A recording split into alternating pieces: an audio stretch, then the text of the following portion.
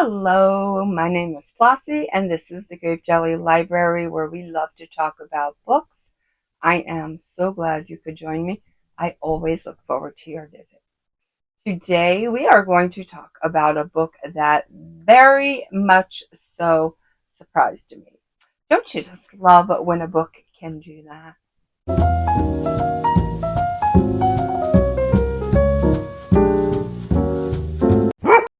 Okay, kitty, settle down now. Let's talk about this book. I chose this book because I wanted to gross myself out.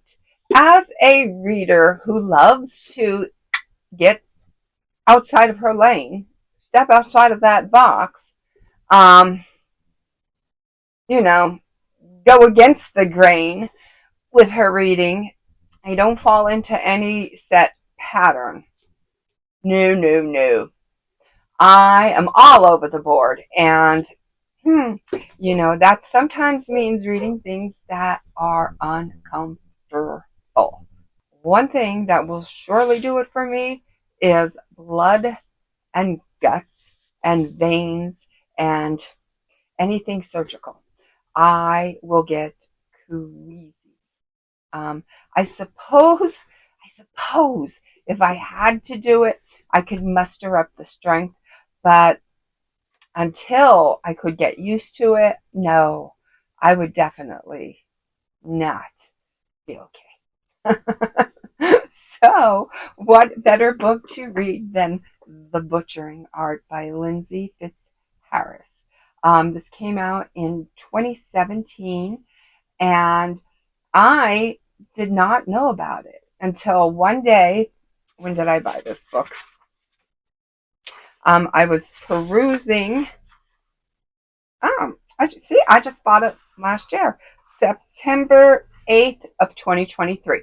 I was perusing Barnes and Nobles, and this was on one of their tables, and I saw it like a million times. And because it's not my thing, I don't like I don't like anything butchering. I went past it a million times, but there's that million and one time, and it came home with me. I brought it home. So when I started to read this, I was putting my seatbelt on. I was buckling down. I was batting down the hatches. I was preparing myself for some grossness. And although there were things in here that were gross, um, the most dominant part of me treated it with humor. I think sometimes that's how you have to go into things that are less desirable, with a little bit of humor, right? So some of the things that I was reading in here made me laugh out loud. I literally did, LOL. And I was like, no, no, no, no, no. It was like absurd. It was unheard of, but it was truthful, and it happened. And I am so thankful for Lindsay for researching and documenting this information. So this story is 271 pages long, and that is including the acknowledgments. And it is set in London right around 1847. Right off the bat, they are describing the hospital setting, the environment. And,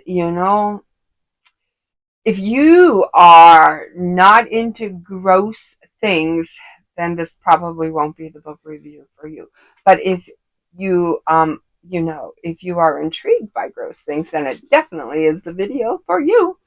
Um, Hospitals were referred to as houses of death, and oftentimes it was common to see maggots and mushrooms throughout the hospital.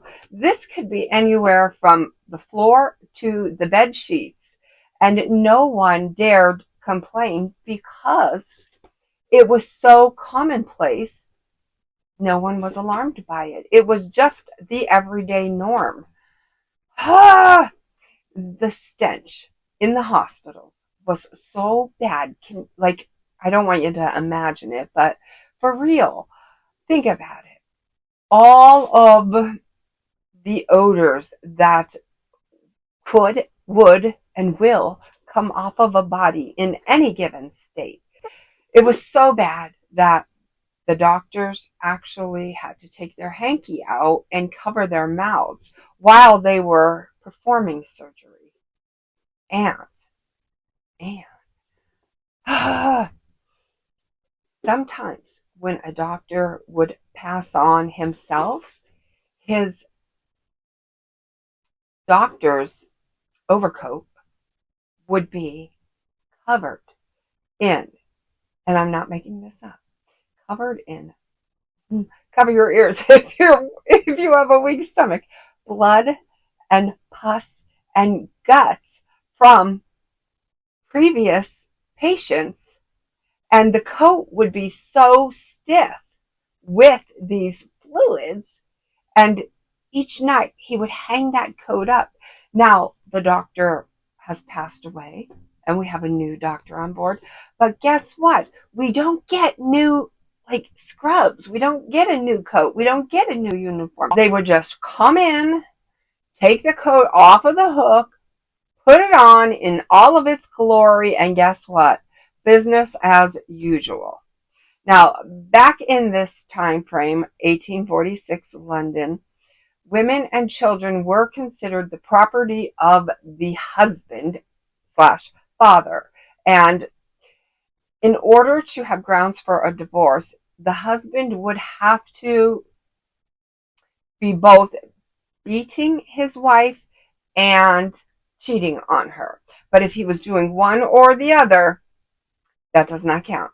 No grounds. So if a husband, which was the norm also, was beating his wife, nothing really could be done about that because it was permissible. One day, Julia Sullivan had left her husband and she went to stay with someone else. Well, her husband came looking for her, and he found her, and he ended up stabbing her, and her intestines were actually coming out of her stomach. There was an incision in her stomach and they were actually falling out. So she had to walk city blocks to the hospital with her intestines falling out. And you know what? Everything was in the experimental stages. A lot of these operations and surgical procedures were first time.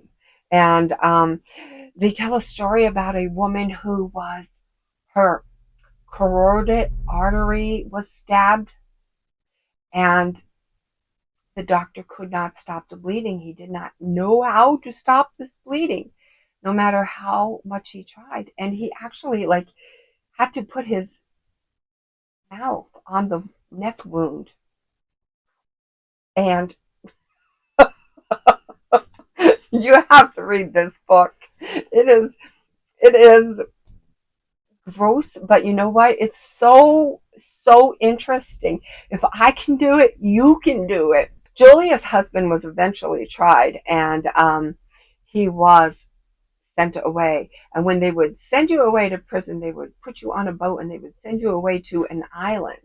And the travel, the voyage on this boat was so bad because they would put you below deck and lock you in a cage. And there would be all these T-shirts hanging up on the line, and they were so spotted. It looked like pepper had been sprinkled over all of the shirts, but it was actually lice, germs, infestation of insects, and disease. And you could only imagine.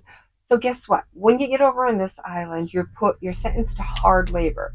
But if you do what you're told and you mind yourself, you can very well be released and see sweet, sweet freedom again. But guess what? That voyage over was so bad that a lot of them said, no, I would rather just stay here and continue on with the hard labor than have to take that trip again. Could you imagine? I, I, I don't even know what to say about that.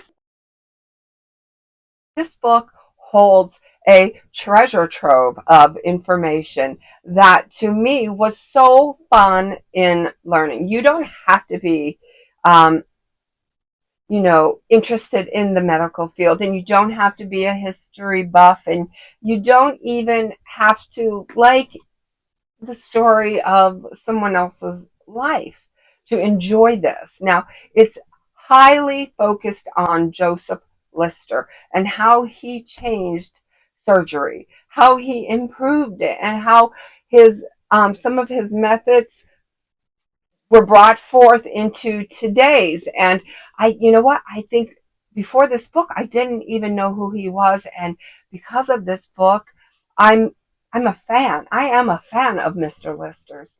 I didn't know this, but there was a gentleman who said, you know what?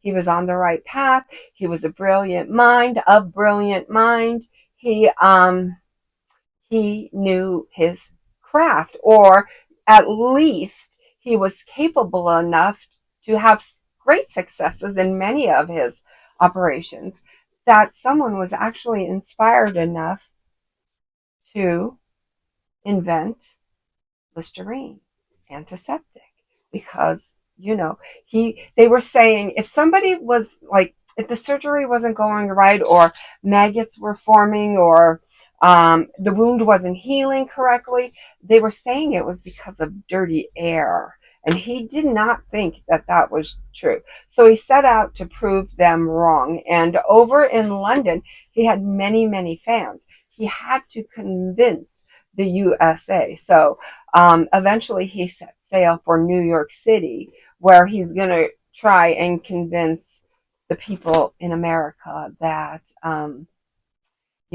his practices, there's something to be said for them. If you just give him a chance, listen to what he's saying, and just let the record speak for itself. They weren't on board with that. Eventually, they were. Thank goodness, right? Thank goodness. But this is a wonderful book to pick up. Like I said, not my thing, but oh my goodness, I'm so glad. I'm so glad I'm open-minded and I am able to go exploring, because it's a fabulous book. I really, really enjoyed it. And if you have this on your TBR, maybe bump it up a little, because it's a wonderful read. Until we meet again, know that I love you. Be well, be good, be reading, and may all your dreams come true.